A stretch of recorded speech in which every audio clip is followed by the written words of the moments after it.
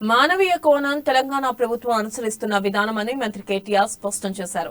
రాష్ట్ర అసెంబ్లీలో బడ్జెట్పై చర్చల సందర్భంగా జర్నలిస్టుల సంక్షేమంపై పలువురు సభ్యులు చేసిన వ్యాఖ్యలపై మంత్రి కేటీఆర్ స్పందించారు. ఇక దేశంలో ఉన్న 28 రాష్ట్రాల్లో ఏ ఒక్క రాష్ట్రంలో 16,000 అక్రెడిటేషన్ కార్డులున్న చరిత్ర ఉన్నదా అని ప్రశ్నించారు.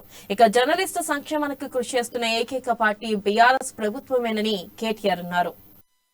ఇద్దరు పిల్లలకు నెలకి 1000 రూపాయలు అధ్యక్ష కేవలం 100 కోట్లు కేటాయించడమే కాదు, ఇప్పటికే తెలంగాణ మీడియా అకాడమీకి 42 కోట్లు విడుదల చేయడం జరిగింది. జర్నలిస్ట్ కుటుంబానికి ఆ సంక్షేమ నిధి కింద ఎవరైనా మరణిస్తే 1 లక్ష రూపాయల ఆర్థిక సాయం చేయడం జరుగుతా ఉన్నది. అనారోగ్యం గాని పెద్ద ప్రమాదాలు ఏమైనా జరిగి విధులు నిర్వహించలేని డిజబిలిటీ గాని వస్తే అట్లాంటి జర్నలిస్టులందరికీ కూడా 50,000 రూపాయల ఆర్థిక సాయం జరుగుతా ఉంది. మరణించిన జర్నలిస్ట్ కుటుంబానికి 3,000 రూపాయల చొప్పున 5 సంవత్సరాల పాటు పెన్షన్ ఇవ్వడం జరుగుతా ఉంది. ఈ కార్యక్రమం ద్వారా ఇద్దరు పిల్లలకు నెలకి 1000 రూపాయలతో మరి ఎల్కేజీ నుంచి 10వ తరగతి వరకు ట్యూషన్ ఫీజు కూడా చెల్లించడం జరుగుతా ఉంది. అదే విధంగా మన దేశంలో ఉన్నత విద్యను అభ్యసించదలుచుకున్న జర్నలిస్టు పిల్లలు ఎవరైనా ఉంటే 1 లక్ష రూపాయల చొప్పున వారికి ఈ నిధి నుంచే, అదే విధంగా విదేశాల్లో కూడా ఎవరైనా గుర్తించబడ్డ జర్నలిజం కోర్సులు చదవడానికి పోదలుచుకుంటే 5 లక్షల రూపాయల వరకు దీని నుంచి కేటాయించడం జరుగుతా ఉంది. అధ్యక్ష కోవిడ్ సమయంలో కూడా జర్నలిస్టు మిత్రులు చాలా ధైర్యంగా వారి వృత్తి ధర్మాన్ని నిర్వర్తించి ఆనాడు అందరం ఇళ్లలో ఉన్నప్పుడు కూడా వారు బయటికి పోయి వార్తలు సేకరించినారు. అధ్యక్ష ఆనాడు కొంతమంది మిత్రులు చనిపోయినారు, జర్నలిస్ట్ మిత్రులు.